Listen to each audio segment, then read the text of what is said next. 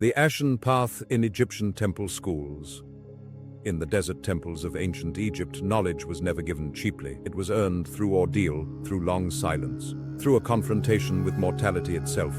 The path was called the Ashen Path, not because of fire and ruin, but because the initiate was asked to become as ash, reduced, humbled, purified of all illusion. The temple schools were more than places of worship. They were sanctuaries of learning where scribes, priests, and seekers were trained in geometry, astronomy, medicine, and myth. But at the heart of this education was something deeper, a curriculum of death. For to the Egyptians, wisdom could not be separated from the awareness of endings. The Ashen Path began with preparation. The candidate was stripped of ornament, fasting, and entering silence.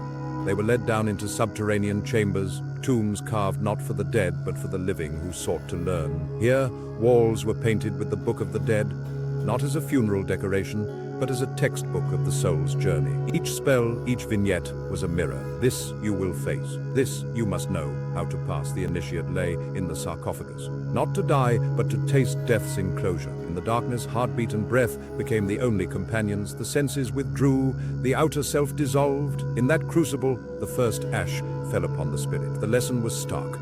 You are not the body, not the role, not the possessions. You are that which endures when all else is burned away. What awaited the initiate upon rising was not despair, but empowerment. Having faced the mock death of the sarcophagus, they could live differently. They had touched the realm of Osiris, the god who died and rose again, who ruled the Duat, not with terror, but with judgment. To walk the Ashen Path was to carry that awareness back into life, to speak truth, to weigh the heart, to live with Maat, the principle of cosmic order. Modern ears may hear these rites as superstition, yet the psychology is timeless. To be pressed into silence, to feel mortality close at hand, to imagine one's own dissolution. This is a training in perspective. It is a stripping away of arrogance. It teaches the same lesson as ash itself. All that is bright becomes dust. And yet, from dust, light may rise again. The Ashen Path remains open to us.